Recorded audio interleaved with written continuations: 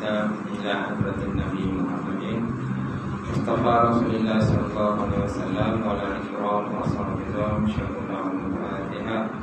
أعوذ بالله من الشيطان الرجيم. بسم الله الرحمن الرحيم.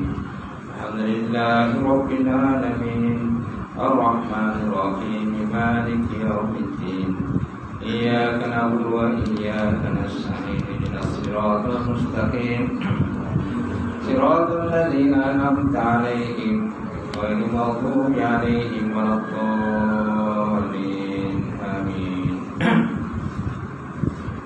Assalamualaikum warahmatullahi taala wabarakatuh. Alhamdulillahilladzi anzala ala abdihi alkitab wa lam yaj'al lahu iwaja qayyiman liyunzira ba'san shadidan min ladunhu wa yubashshirul mu'minina allazina ya'maluna as-solihat anna lahum ajran hasanan ma'akhizina fihi abada. Asyhadu an la ilaha illallah wahdahu la syarika lah wa asyhadu anna Muhammadan 'abduhu wa rasuluh. Allahumma shalli wa sallim ala sayyidina wa nabiyina wa habibina wa syafiina wa zuhina wa maulana Muhammad imamul muttaqin wa qadil al-jahilin wa ala alihi wa sahbihi wa man da'a bi da'watihi wa sanna bi sunnatihi ila yaumiddin. Rabbi shrah li sadri wa yassir li amri wa hlul 'uqdatam min lisani yafqahu qawli. Subhanaka la ilma lana illa ma 'allamtana innaka antal alimul hakim. Wala haula wala quwwata illa billahil aliyyil azim. Allah Subhanahu wa ta'ala fil Qur'anil Karim a'udzu billahi minasyaitonir rajim. Bismillahirrahmanirrahim. Yarfa'illahu alladziina aamanu minkum walladzina utul ilma darajat. Yang bermaksud Allah Subhanahu wa ta'ala mengangkat orang-orang yang beriman dan berilmu dengan kamu akan beberapa derajat. Wa qala Nabi sallallahu alaihi wa ala alihi wa sahbihi wa baraka wa sallam la yu'minu ahadukum hatta yuhibba li akhihi ma yuhibbu li nafsihi. Yang bermaksud tidak sempurna iman salah seorang kamu sehingga dia mencintai saudaranya sama seperti dia mencintai dirinya sendiri.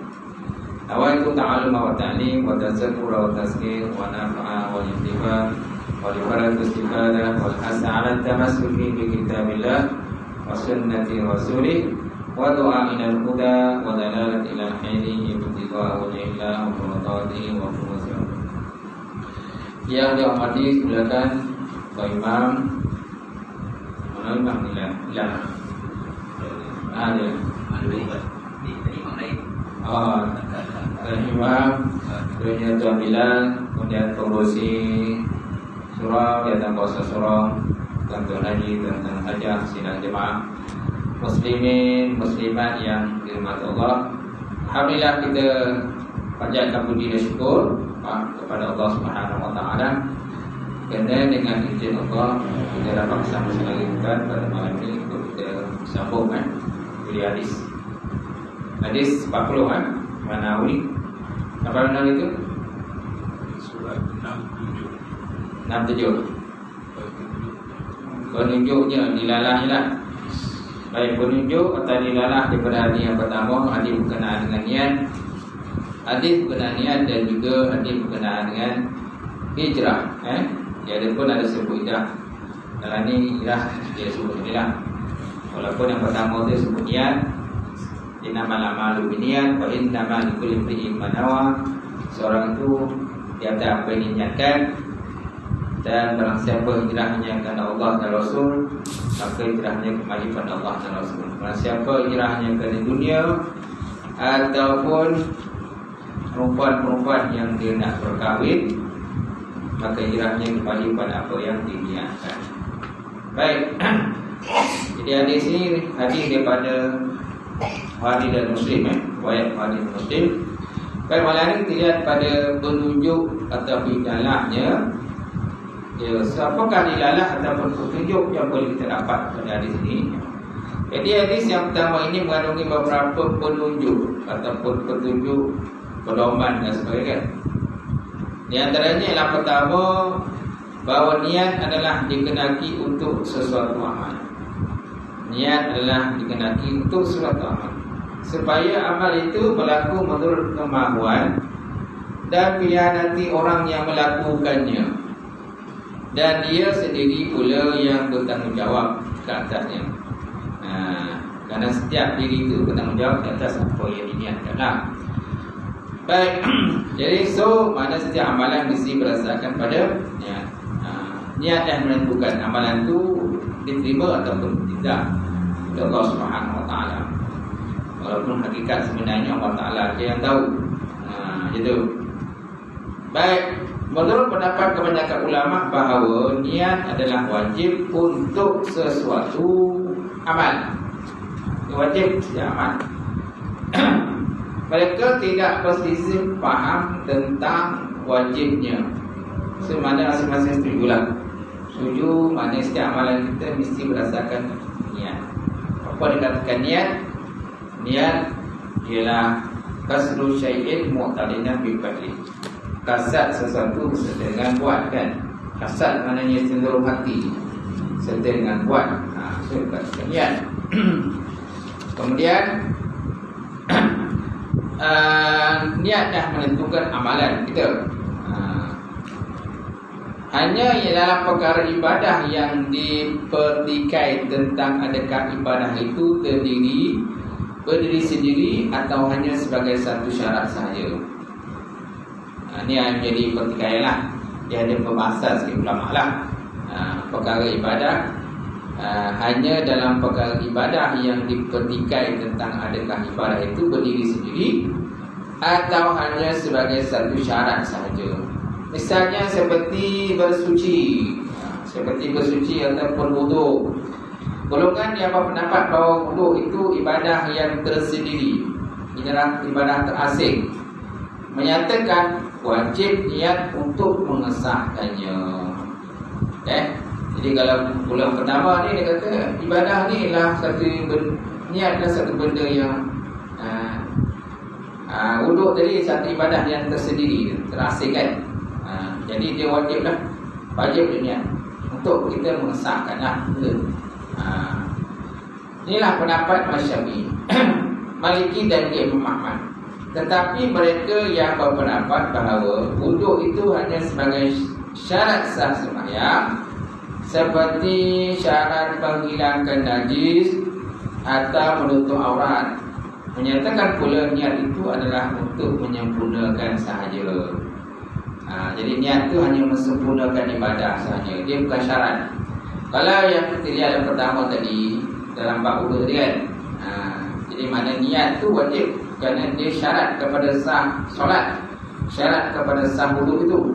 Kalau tak ada niat maka wuduk kita tidak sah lah. Itu.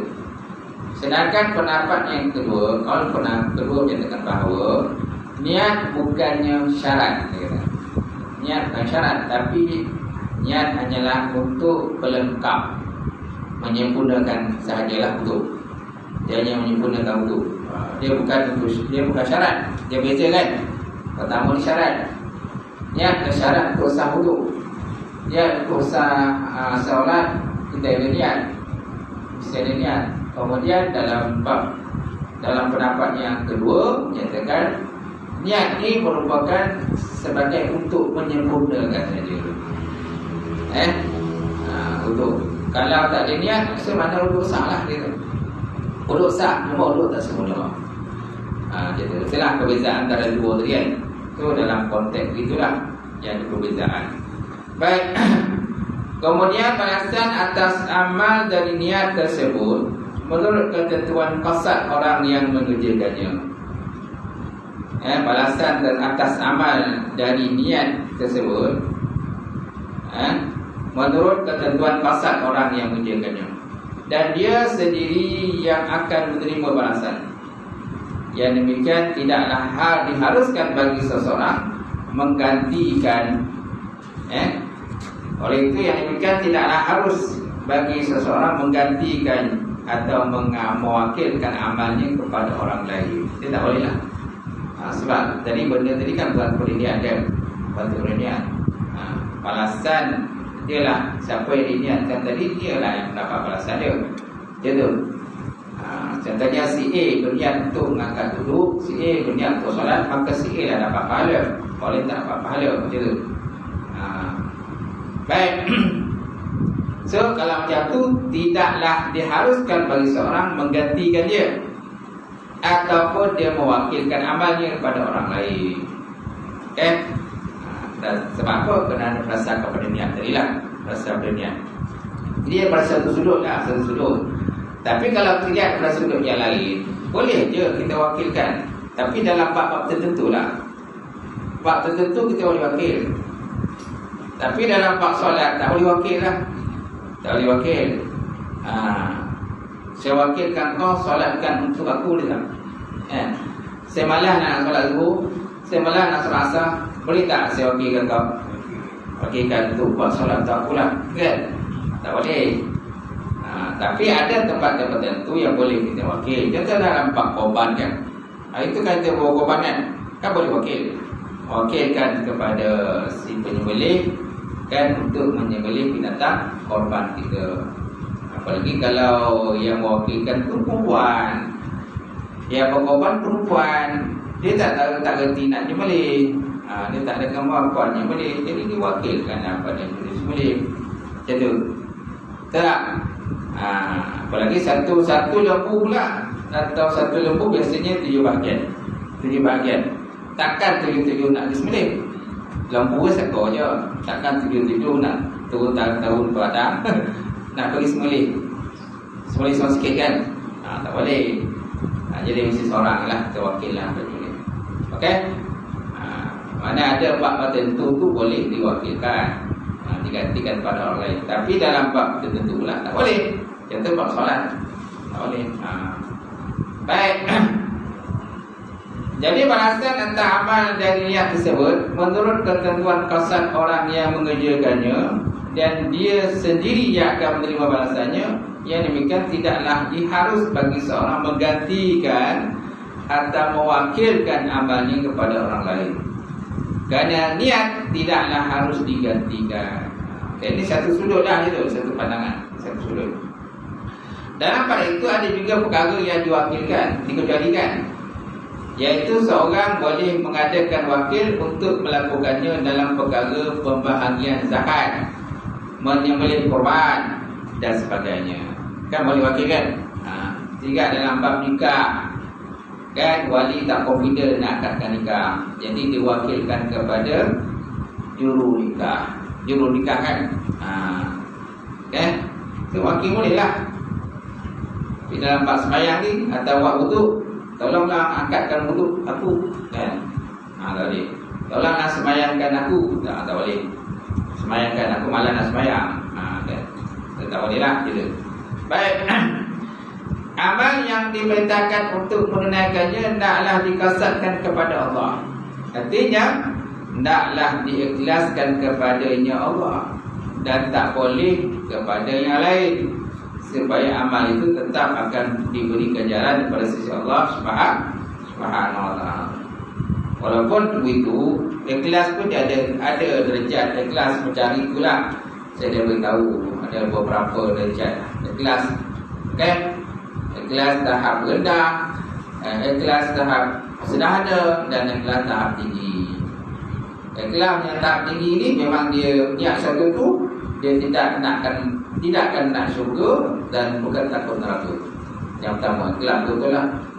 Yang kedua, dia buat satu benda tadi kerana nakkan syurga, nakkan balasan baik, dan nak hindari pada neraka. Itu yang tahap kedua lah. Tahap yang ketiga yang paling rendah, kan, niat satu benda tadi, dia niat untuk supaya dia buat amalan ni supaya dia terhindar daripada bala bencana dan juga musibah. Okay? Itu tahap yang paling rendah lah. Dan selain itu, maka tidak dikatakan sebagai ikhlas kepada Allah Subhanahu wa ta'ala. Baik.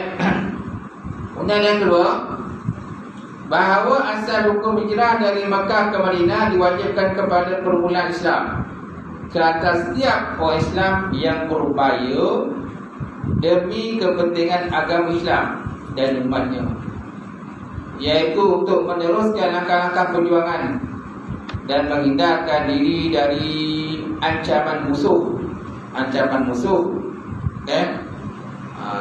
Jadi perintah hijrah ini pun perintah daripada Allah Subhanahu Wa Taala.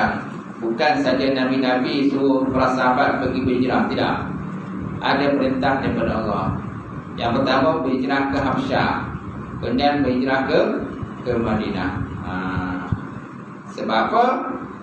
Diperintahkan pergi ke sana kerana kesukaran yang dihadapi kepada umat Islam untuk dalam mengerjakan ibadah kepada Allah Ta'ala. Sentiasa dikacau, sentiasa diganggu, sentiasa macam-macam lah, fitnah, qaumah, tribulasi dan sebagainya. Jadi akhirnya Allah Ta'ala perintahkan berhijrah. Kan ada ayat dalam surah Nisa ayat 100 tu, perintah berhijrah. Wa may yuhajir fi sabilillah yajid fil ardi mugharaman katsiran wasa'. Barang siapa yang berhijrah kerana Allah Subhanahu Wa Taala fi sabilillah, maka dia akan dapati bumi Allah Taala ni luas dan banyak. Dan kelebihan-kelebihan Allah Taala bagi kurniaan Allah Taala lah. Yajid fil ardi mugharaman katsiran wasa', lagi luas. Baik. Kemudian kewajipan hijrah itu dianggap satu tanggungjawab yang utama lagi amat penting. Keinginan dari melakukan dengan ketiadaan sebab yang sah dipandang satu kesalahan dan dosa besar. Jadi bila Allah Ta'ala perintah berhijrah, jadi semua sahabat-sahabat kena berhijrah. Tetapi ada juga yang tidak pergi berhijrah. Pertamanya ini golongan-golongan mustadafin, golongan-golongan lemah, orang tua-tua dan sebagainya, kanak-kanak. Jadi mereka sukalah nak pergi hijrah. Lagipun tempat yang nak pergi ni pun jauh, bukan dekat. Dia bukan zaman sekarang. Zaman sekarang kan ada bas Express disediakan, dan ada kereta, kenderaan, lori apa sebagainya boleh. Budak dulu mana ada. Yang ada kuda, unta ada. Perjalanannya lebih kurang dari 500 km kan. Jauh perjalanan dia. Jadi dah ada di kalangan mereka yang tak pergi tadi sebab apa? Tak tahu jalan. Itu lain lah. Dia tak tahu jalan lain. Tapi ada yang tak pergi berhijrah langsung. Tak ada alasan. Alasan tak ada. Nak katakan dia sakit ke tua pun tak juga. Nak katakan dia ni budak-budak pun bukan. Orang dewasa. Tapi masih lagi tak nak pergi hijrah. Ini orang ini dikira sebagai berdosa. Berdosa pada Allah Subhanahu Wa Ta'ala. Jadi golongan-golongan tak hijrah ni, yang tak ada alasan ni, akhirnya dipergunakan oleh orang kafir musyrikin Mekah untuk menentang Islam lagi. Jadi mereka dipergunakan dalam peperangan Badar untuk menentang Islam. Ada yang terbunuh dalam peperangan tadi. Jadi habis macam tu hilang, rugilah. Sedangkan dia dalam Islam sebelum tu, bila dia perintah berhijrah, dia nak pergi. Akhirnya dipergunakan oleh orang-orang kafir musyrik Mekah seperti Abu Jahal, Abu Lahab dan sebagainya untuk menentang Islam balik. Baik. Jadi berdosalah. Kewajipan hijrah waktu itu dianggap satu tanggungjawab yang utama lagi amat penting. Keinginan dari melakukannya dengan ketiadaan sebab yang sah dipandang satu kesalahan dan dosa besar. Salah kan? Dosa besar. Kenapa? Kerana perintah Allah Ta'ala dan Rasul. Kena pergi lah. Susah ke senang pun kena pergi. Malah ada daripada mereka yang terus menghukumkannya. Siapa saja yang enggan berhijrah akan dengan alasan yang tidak munasabah. Malah ada dari mereka yang terus menghukumkan maknanya dosa besar inilah. Siapa saja yang enggan berhijrah dengan alasan yang tidak munasabah. Tak ada alasan lah. Tak ada alasan. Nak katakan dia orang tua pun bukan. Nak katakan kanak-kanak bukan. Nak kata dia sakit pun tak sakit. Syahat walafiat. Nak kata tak ada kenderaan, ada kenderaan. Boleh pergi je ramai-ramai berhijrah.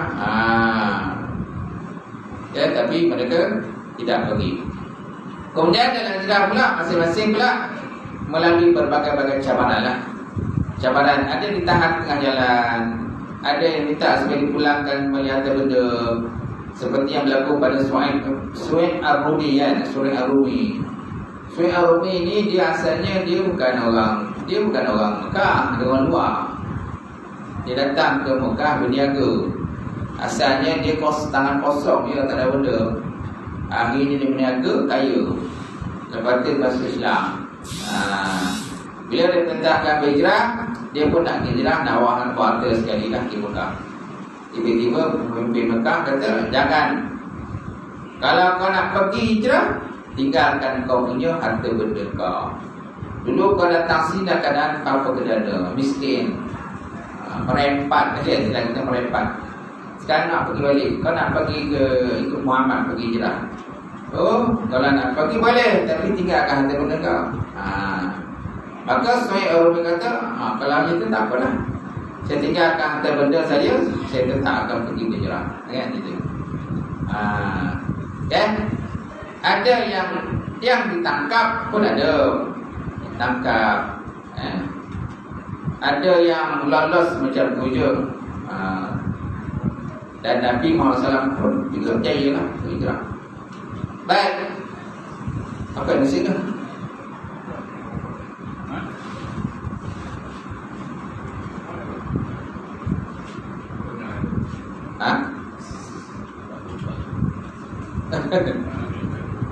Orang mana tu? Peladangan.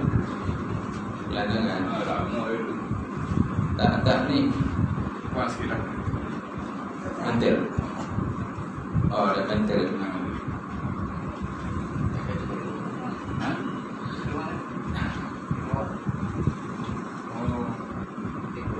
Bagaimanapun, buku pada hijrah ini adalah buat sementara sahaja. Kerana setelah Islam dapat kembali menguasai Mekah, maka hukum itu dihapuskan sebagaimana yang dikatakan oleh Rasulullah SAW, la hijrata ba'da al-fathi walakin jihad wa niyat wa izastunfirtum fanfiru, wa kama qala Rasulullah SAW. Yang bermaksud la hijrata ba'da al-fathi, tidak ada lagi hijrah sesudah daripada pembukaan kota Mekah. Ba'da al-fathi, fathi maknanya pembukaan kota Mekah. Walakin tetapi yang masih berlaku ialah jihad wa niyat, dan niat masih berlaku. Wa iza sufitu, apabila kamu diperintahkan untuk keluar pergi berjihad, maka keluarlah berjihad. Fanfiru, maka pergilah keluar berjihad. Okey? Dan ini pun dah dekat dengan hijrah kan? Ini dah hujung dah betul bincang ni. Rabu Okey, Rabu. Ini kita dah masuk dah tahun 1445 hijrah. Kalender dah mana? Dapat lagi. Kata nak kita dah hijrah. Dah hijrah kalender lah. Cuba tanya pejabat agama. Kalau dia sebab ustaz dia buat. Ada lagi tu tak? Tak ada. Saya dah pindah tampil. Saya dah pindah pejabat agama tampil. Tak apa, boleh pergi ke kadang ke pusat dakwah pada. Pusat dakwah, pergi tanya kadang ada kalender begini. Sama ada ke pusat dakwah tu yang kat sungai tu, ofis kat sungai tu, ataupun ofis ubah. Ubah kan ada. Ataupun pergi pejabat agama Seremban pun ada kan. Dia lambat-lambat tu dah habis dah. Baik, jadi la hijrata ba'da al-fathi, tidak ada hijrah sesudah daripada pembukaan kota Mekah, tetapi yang masih berlaku jihad. Jihad mana jihad fisabilillah lah. Itu. Kemudian niat masih berlaku. Wa iza suhitu, bila kamu diminta untuk keluar pergi berjihad, maka jihadlah. Pergilah keluar untuk jihad dengan Allah Subhanahu wa ta'ala. Apalagi kalau perintah tu daripada ulil amri. Kalau oleh amri perintahkan pergi berjihad, itu dia jadi wajib lah. Apalagi contohnya negara Islam ni diserang. Negara Islam diserang oleh orang kafir dari luar. So wajiblah pergi berjihad. Lawan gitu. Baik. Cuma zaman sekarang ni perang tak ada kan. Ini kadang aman. Yang biasa zaman sekarang ni kita berjihad dalam konteks berdakwah, berceramah, kan? Sama ada dakwah bil hal atau bil maqal. Dakwah bil hal ni maknanya kita wujudkan satu environment suasana Islam. di tempat kita, itu pun konteks dakwah dia. Kemudian gunakan media massa, medsos kan, istilahnya medsos kan, media massa kan. Itu pun boleh juga digunakan untuk berdakwah. Ataupun menulis buku, menulis artikel dan sebagainya yang berkonteks konsep Islam dengan tujuan untuk berdakwah. Okey, baik. Kemudian Imam Nawawi berkata, dikenaki dengan hadis ini ialah bahawa kebaikan yang terhenti atau terputus dengan hapus hukum hijrah dapat dihasilkan dengan jihad dan niat yang baik. Dan apabila diperintahkan kamu oleh imam atau raja untuk keluar kepada jihad dan kepada melaksanakan amal yang baik, maka hendaklah kamu keluar. Demikianlah menurut keterangan beliau. Ialah menunjukkan keterangan daripada beliau. Semana kalau raja sendiri, pemerintah ulul amri sini perintahkan suruh pergi berjihad, kenalah pergilah. Tapi selagi mana tidak ada perintah, itu fardu kifayah. Itu fardu kifayah dalam konteks kita berjihad. Okay? Cuma macam saya pula sekarang ni dah unit penguasa pula. Unit penguasa malam ni tugas ni. Penguasa. Okay? Kalau penguasa pula, dia kalau aduan dah sampai tu, wajib dah fardu ain tu. Orang dah mengadu, ada orang berhaluan dan sebagainya, kena pergi tengok, dah wajib pergi tengok. Tak boleh bermain je lah. Kalau boleh tangkap je. Baik. Tapi kalau macam dalam bahasa ustaz ke, para asatizah dan sebagainya, dalam konteks berdakwah ni, dia masih lagi fardu kifayah. Fardu kifayah lah. Dan Nabi Muhammad SAW juga pernah bersabda, man ra'a minkum munkaran falyughayyir bi yadihi, fa in lam yastati' fa bi lisanihi, fa in lam yastati' fa bi qalbihi, wa dzalika arba'ul iman. Bila kamu melihat satu kemungkaran, maka ubahlah dengan tangan kamu atau berkekuasaan kamu. Fa in lam yastati' fa bi lisanihi. Kalau kamu tak mampu, maka ubahlah dengan lidah kamu. Dengan lidahan. Kalau tak mampu dengan lidah, maka ubahlah dengan hati. Wazalika adha'aful iman. Itulah dikatakan sebagai selemah-lemah iman. Dalam konteks selemah-lemah iman itu kan wajib ada kepada setiap orang beriman. Setiap orang iman dia ada, kena paling tidak pun selemah-lemah iman lah. Maknanya tak redha orang hati kita lah. Apa masa yang berlaku depan mata kita tak redha. Kalau benda tu dalam benda maksiat lah. Kalau benda baik, memang kita galakkan benda baik. Baik. Kemudian sesungguhnya tidaklah dilakukan lagi bahawa mencegah syahwat dan meninggalkan maksiat adalah jihad. Nampak? Mencegah syahwat, meninggalkan maksiat. Amal ma'ruf nahi munkar selain kan. Wa takum minkum ummatun yad'una ilal khair, ya'muruna bil ma'ruf wa yanhauna 'anil munkar wa ulaika humul muflihun. Taklah kamu menjadi sebahagian daripada golongan yang mengajak kepada ma'ruf dan mencegah daripada kemungkaran. Dan mereka adalah orang-orang berjaya. Surah apa tu? Surah Al-Imran, ayat 104. Satu lagi ayat tu, kuntum khaira ummatin ukhrijat lin-nas ta'muruna bil ma'ruf wa tanhauna 'anil munkar wa tu'minuna billah.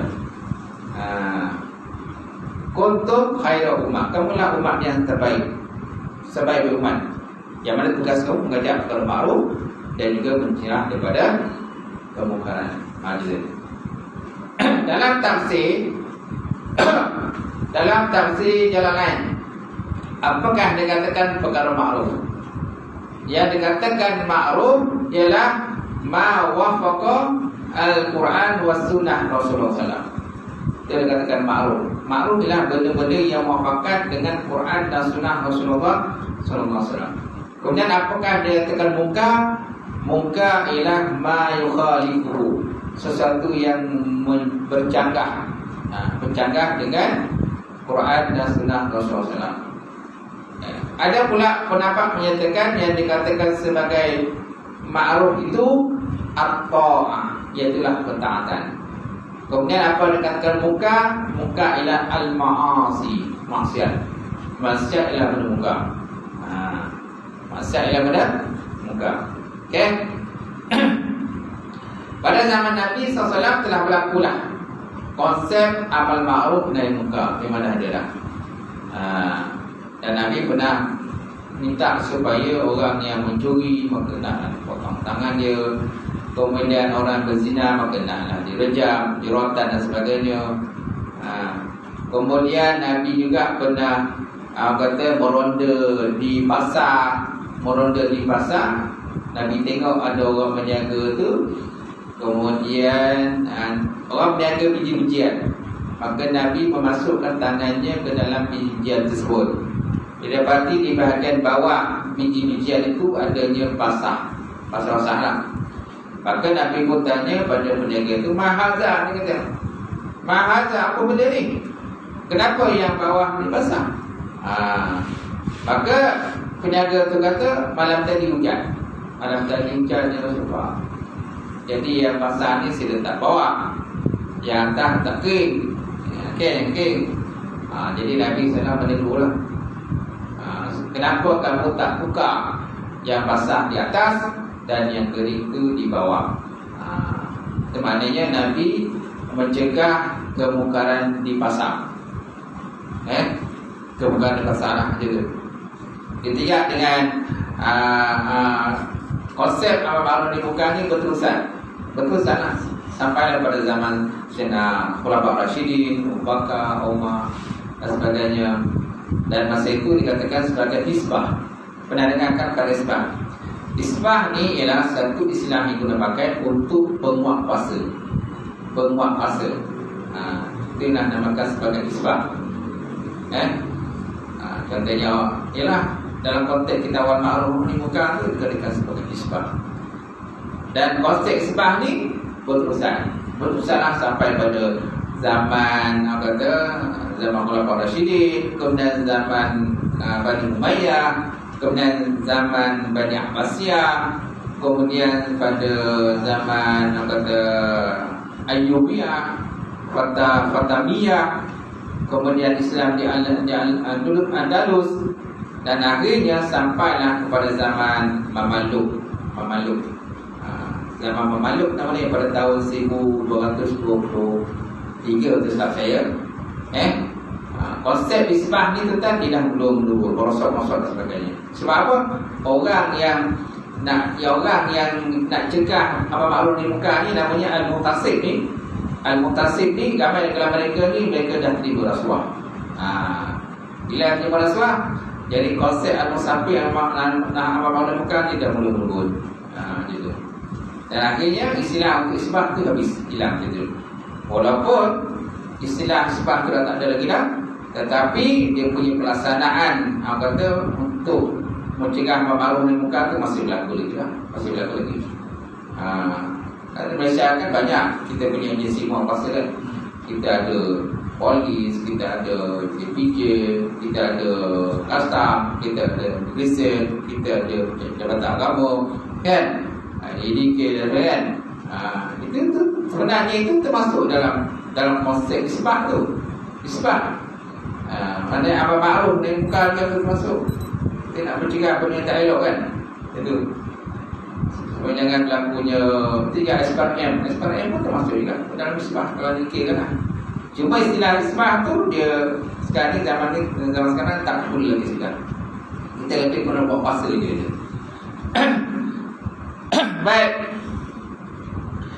Baik, kemudian sesungguhnya tidaklah dilakukan bahawa mencegah syahwat dan meninggalkan maksiat dan jihad. Berpahala siapa sahaja yang melakukannya asal benar niatnya dan bersih kasadnya semata-mata bagi Allah Subhanahu Wa Taala dan kerana perintahnya. Dan jihad yang seperti itu adalah hijrah. Ini pun hijrah juga. Gitu. Itu sebabnya Nabi SAW pernah bersabda, "Raja'na min jihadil asghar ila jihadil akbar." Kami kembali daripada jihad yang kecil kepada jihad yang besar. Kan pernah Nabi sebut je tu. Ketika Nabi dengan para sahabat kembali dari satu peperangan, jadi sahabat pun seronoklah kembali berperang. Tapi Nabi kata, kita sebenarnya kembali daripada jihad yang kecil kepada jihad besar. Jihad yang besar, waktu jihad yang kecil kita berdepan dengan musuh, nampak musuh. Jihad besar, musuh tak nampak. Nafsu kita sendiri kan. Kita bermain dengan nafsu kita sendiri, syaitan dan sebagainya. Yang berjalan dalam saluran darah kita. Baik. Kemudian, maka dengan perhentian ini jelaslah bahawa meninggalkan segala larangan Allah Ta'ala dalam bentuk apapun juga adalah dinamakan sebagai hijrah. Hijrah ialah Nabi SAW pernah bersabda, Al-muhajir man hajara ma nahallahu anhu, Al-muslimun man salima al-muslimuna min lisanihi wa yadihi, wal muhajir man hajara ma nahallahu anhu. Orang Islam itu orang yang sejahtera lah akan orang lain daripada perbuatan tangan dan juga lidahnya. Wal muhajir, orang hijrah, itulah orang-orang yang meninggalkan apa-apa yang ditegah dan dilarang oleh Allah Subhanahu wa ta'ala. Itulah hijrah. Dan zaman sekarang penggunaan hijrah lebih daripada perubahan daripada benda yang baik kepada yang lebih baik. Benda yang baik kepada yang lebih baik. Itu kan? Hijrah. Macam khutbah tadi, macam apa tadi khutbah lagi? Haji haji. Tapi dia tajuk itu. Tajuk tu maknanya berubah kan? Berubah daripada baik kepada lebih baik kan? Daripada baik kepada lebih baik. Itu hijrah kan? Okay. Atau hijrah daripada yang tak baik langsung kepada lebih baik. Itu jadi orang yang buat tak baik lah. Jadi orang buat tak baik ni memang diminta supaya berhijrah, meninggalkan terus. Kalau tak boleh meninggalkan terus, tinggalkanlah pertahan. Kalau sebelum ni jadi orang mencuri, kena tinggalkanlah mencuri. Kalau sebelum ni orang suka menipu, kena tinggalkanlah menipu. Kalau sebelum ni memang tak solat, solat kadang-kadang buat, kadang-kadang tak buat dan sebagainya. So bila masuk hijrah ni, inilah keluar sebenarnya, terubah kan. Umur dah semakin meningkat. Kalau tak berubah juga, tak dapat rakaah. Umur dah bertahun kan. Ni pun dah masuk 1445 hijrah kita. Sebenarnya Nabi kita dah meninggalkan kita lebih daripada 1444 kan, 45 hijrah. Baik. Jadi sesuai dengan apa yang telah dikatakan Rasul, bahawa orang hijrah itu ialah orang yang meninggalkan apa yang dilarang Allah adalah wal muhajiri. Dalam bahasa Arabnya wal muhajiru man hajara ma nahallahu anhu. Orang yang berhijrah telah meninggalkan apa yang dikatakan oleh Allah Ta'ala. Baik. Syarat. Dan cukup. Cukup. Wallahu a'lam bishawab. Sampai situ lah. InsyaAllah datang sambung lagi. Okay, ada soalan? Masa tutup?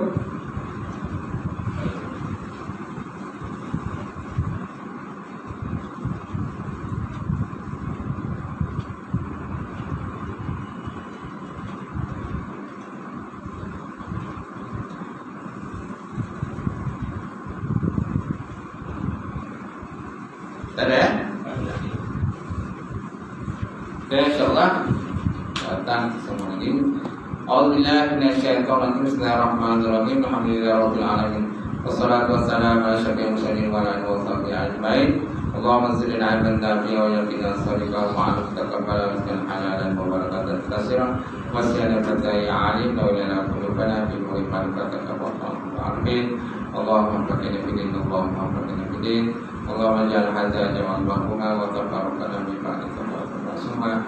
Rabbana taqabbal lana wa bainal mu'minina bil haqqi wa anta al-fatihim. Rabbana atina fid dunya hasanah wa fil akhirati hasanah wa qina adzabannar.